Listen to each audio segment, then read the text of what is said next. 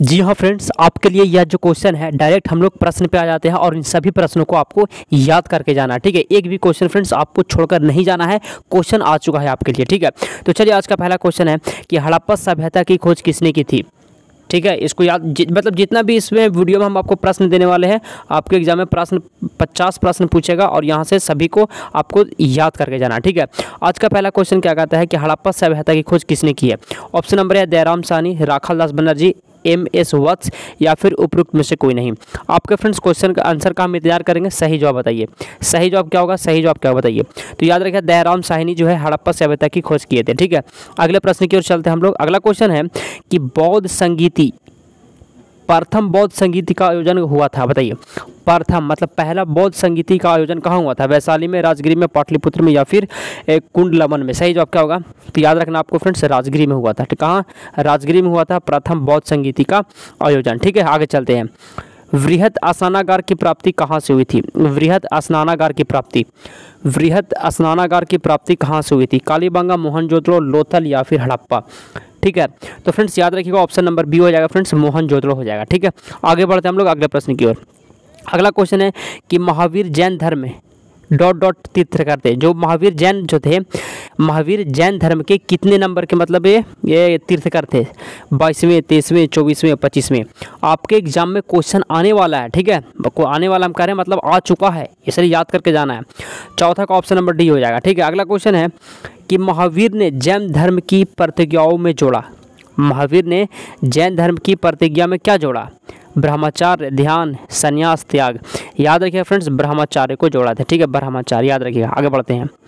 अजातशत्रु कहाँ का शासक था। अजातशत्रु कहाँ का शासक था, कलिंग, इंद्रप्रस्थ, मथुरा, मगध। तो फ्रेंड्स अजातशत्रु जो थे वो मगध के शासक, मगध के शासक। ठीक है, मगध के शासक थे। आगे बढ़ते हैं, अगले प्रश्न की ओर बढ़ते हैं। वह शासक जिसने एक सच्चे जैन मुनि की तरह उपवास के द्वारा शरीर त्याग दिया, बताइए। सच्चे जैन मुनि के द्वारा की तरह जो है अपना शरीर त्याग दिया था, चंद्रगुप्त मौर्य, अशोक, बिंबिसार या फिर बिंदुसार। सही जवाब क्या होगा, तो फ्रेंड्स याद रखिए सातवां का ऑप्शन नंबर ए हो जाएगा, चंद्रगुप्त मौर्य। ठीक है, आगे चलते हैं। अशोक ने कलिंग युद्ध कब आरंभ किया था। अशोक ने कलिंग युद्ध कब आरंभ किया था, तो फ्रेंड्स याद रखिए 261 ईस्वी पूर्व में जो है एक कलिंग युद्ध स्टार्ट हुआ था। ठीक है, और फ्रेंड्स आगे बढ़ने से पहले एक बात और आप सभी जान लीजिए। ठीक है फ्रेंड्स, आज आपका लास्ट डे है। PDF आपके लिए फ्रेंड्स तैयार है। मेरा नंबर लिख लीजिए 92 62 77, ये मेरा नंबर है, व्हाट्सअप नंबर 2105। इस नंबर पे आपको व्हाट्सअप करना है। ठीक है फ्रेंड्स, डायरेक्ट आपका रिप्लाई हम करेंगे। फ्रेंड्स ITI साइंस का फ्रेंड्स ITI के लिए आपका 450 महत्वपूर्ण प्रश्न जो है तैयार कर दिया गया है। बहुत सारे बच्चे ऑलरेडी ले चुके हैं, तो आपको उनसे पीछे नहीं हो रहा है। मात्र 99 रुपया आपको लगेगा। ठीक है, 99 रुपया ही लगने वाला है इसमें। ठीक है, अगर लेकिन आपको लगता है कि मेरा तैयारी बिल्कुल अच्छा है तो मत लीजिए, कोई दिक्कत नहीं है। लेकिन वैसे छात्र जिनको लगता है कि मेरा तैयारी अच्छा नहीं है उनको जरूर लेना चाहिए फ्रेंड्स। आज आपका लास्ट डे है तो मिस मत कीजिएगा इसको। ठीक है, तो चलिए आगे बढ़ते हैं। साइंस का है। ठीक है, 10वां नंबर क्वेश्चन है कि चीनी यात्री हेनसांग किसके शासनकाल में भारत आया था। हेनसांग जो था कौन था, हेनसांग कौन था, चीनी यात्री था, तो किसके शासनकाल में भारत आया था। तो फ्रेंड्स आप सभी को याद रखना है, ऑप्शन नंबर डी हो जाएगा, हर्षवर्धन के शासनकाल में हेनसांग भारत आया था। ठीक है, आगे चलते हैं। त्रिपक्षीय संघर्ष में शामिल नहीं था। त्रिपक्षीय संघर्ष में क्या शामिल नहीं था, तो आपको याद रखना है, ऑप्शन नंबर डी हो जाएगा, चोल। ठीक है, चोल वंश की स्थापना हुई थी। चोल वंश की स्थापना किसने की थी। वंश से जो है एक ना एक क्वेश्चन जो गारंटी के साथ आने वाला है, इसलिए इसको याद कर लीजिएगा। तो चोल वंश की जो है स्थापना किसने की थी, तो 12 का याद रखिए फ्रेंड्स, ऑप्शन नंबर ए हो जाएगा, विजयालय ने। ठीक है, विजयालय ने। आगे बढ़ते हैं। चोल राज्य की राजधानी कहाँ थी। चोल राज्य की राजधानी कहाँ थी, सही जवाब क्या होगा। चोल राज्य की जो राजधानी थी फ्रेंड्स याद रखिएगा तंजौर में थी। तंजौर में चोल राज्य की राजधानी थी। आगे बढ़ते हैं। मणिग्रामस का संबंध था। मणिग्रामस का, देखिए इस क्वेश्चन को आप छोड़ सकते हैं। ठीक है, आगे चलते हैं हम लोग अगले प्रश्न की ओर। महमूद ने भारत पर प्रथम आक्रमण कब किया था। क्वेश्चन मोस्ट इंपॉर्टेंट है, महमूद ने भारत पर प्रथम आक्रमण कब किया था, तो 15 का याद रखें फ्रेंड्स, 1000 ईस्वी पूर्व में। ठीक है, 1000 ईस्वी में महमूद ने भारत पर आक्रमण किया था। ठीक है, तराइन का प्रथम युद्ध किसके बीच लड़ा गया था। तराइन का जो युद्ध हुआ था, पहला युद्ध तराइन का, किनके मध्य जो है लड़ा गया था।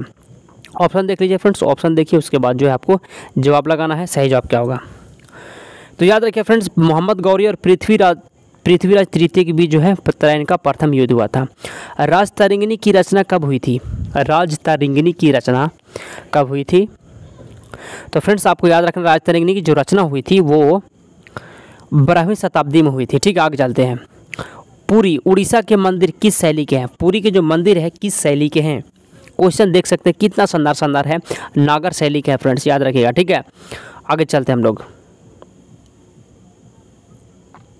अगला क्वेश्चन 19वां नंबर क्वेश्चन है कि आबू पर्वत पर बने दिलवाड़ा मंदिर किससे संबंधित है? आबू माउंट आबू जो है पर्वत पर बने दिलवाड़ा मंदिर संबंधित है। दिलवाड़ा मंदिर किससे संबंधित है? सही जवाब क्या होगा? तो फ्रेंड्स आपको सही जवाब याद रखना है, ऑप्शन नंबर सी हो जाएगा, जैन धर्म से। अगला क्वेश्चन है कि इल्तुतमिश को खलीफा का अभिषेक पत्र प्राप्त हुआ था कब? इल्तुतमिश को खलीफा का अभिषेक पत्र प्राप्त हुआ कब प्राप्त हुआ था? तो आपको याद रखना फ्रेंड्स 18 फरवरी 1229 ईस्वी को। ठीक है, आगे चलते हैं। बहुत ही शानदार क्वेश्चन आपके लिए लाया गया है, एक भी क्वेश्चन को आपको मिस नहीं करना है। कुतुब मीनार को किसने पूरा किया था? कुतुब मीनार को किसने पूरा किया था? कुतुबुद्दीन ऐबक, इल्तुतमिश, रजिया, फिरोज तुगलक। तो फ्रेंड्स याद रखिएगा 21 का ऑप्शन नंबर बी हो जाएगा, इल्तुतमिश ने। किसने? इल्तुतमिश ने कुतुब मीनार को पूरा किया था। आगे बढ़ते हैं। शुद्ध अरबी सिक्के किसने चलाए? शुद्ध अरबी प्योर अरबी सिक्के जो है किसने चलाए थे? तो फ्रेंड्स याद रखना आपको, इल्तुतमिश ने प्योर अरबी सिक्के चलाए थे, इल्तुतमिश ने। ठीक है, आगे बढ़ते हैं। मोरक्को यात्री इब्न बतूता किस शासक के काल में आया था? इब्न बतूता मोरक्को यात्री था, तो किसके शासनकाल में भारत आया था बताइए? तो आप सभी को याद रखना फ्रेंड्स, सही जवाब हो जाएगा मोहम्मद बिन तुगलक के शासनकाल में। अगला क्वेश्चन है कि दिल्ली सल्तनत की राजभाषा क्या थी? दिल्ली सल्तनत की राजभाषा क्या थी? क्वेश्चन आपके एग्जाम में पूछ देगा, पूछा भी है। ठीक है, दिल्ली सल्तनत की राजधानी कहाँ थी? अरे सॉरी, राजभाषा थी, बताइए। तो फ्रेंड्स आपको याद रखना है फारसी था, दिल्ली सल्तनत का राजभाषा फारसी था। ठीक है, टोडरमल विशेषज्ञ था। टोडरमल जो था किसका विशेषज्ञ था? तो आपको याद रखना टोडरमल विशेषज्ञ, अगर इस तरह का क्वेश्चन पूछ दे तो भू राजस्व विशेषज्ञ था टोडरमल। ठीक है, अगला क्वेश्चन है किस राजपूत रानी ने हुमायूं को राखी भेजी? क्वेश्चन इसी तरह का आएगा कि किस राजपूत रानी ने हुमायूं को राखी भेजी थी? तो आपको याद रखना फ्रेंड्स, रानी कर्णावती ने। रानी कर्णावती ने हुमायूं को फारस के किस शाह ने शरण दी? ठीक है, उसको आप छोड़ दीजिएगा। ठीक है, आगे चलते हैं। जो हम जैसे जैसे कर रहे हैं फ्रेंड्स वैसे आपको करना है। ठीक है, अगला क्वेश्चन है कि अकबर का जन्म कहाँ हुआ था? अकबर का जन्म कहाँ हुआ था? कंधार में, अमरकोट में, बालाकोट में, आगरा में। अकबर का जन्म कहाँ हुआ था? क्वेश्चन देख सकते हैं आप सभी, क्वेश्चन को देखिए और उसको याद कीजिए। कमरकोट में हुआ था अकबर का जन्म। आईने अकबरी पुस्तक किसने लिखी है? आईने अकबरी पुस्तक किसने लिखी है? तो 29 का फ्रेंड्स आपको याद रखना है, अबुल फजल जो है, अबुल फजल वो आईने अकबरी पुस्तक को लिखे हैं। ठीक है, अकबर के समय में साम्राज्य कितने सूबों में बांटा गया था? बताइए, अकबर के समय में साम्राज्य को कितने सूबों में बांटा था? सही जवाब क्या होगा? सही जवाब क्या होगा? अकबर के समय में साम्राज्य कितने सूबों में बटा था? तो याद रखना आप सभी को फ्रेंड्स, सही जवाब हो जाएगा ऑप्शन नंबर बी हो जाएगा। ठीक है, 15 में। ठीक है, अगला क्वेश्चन कि पानीपत का द्वितीय युद्ध कब हुआ था? पानीपत का द्वितीय युद्ध ये 1526, 1550, 1556, 1561।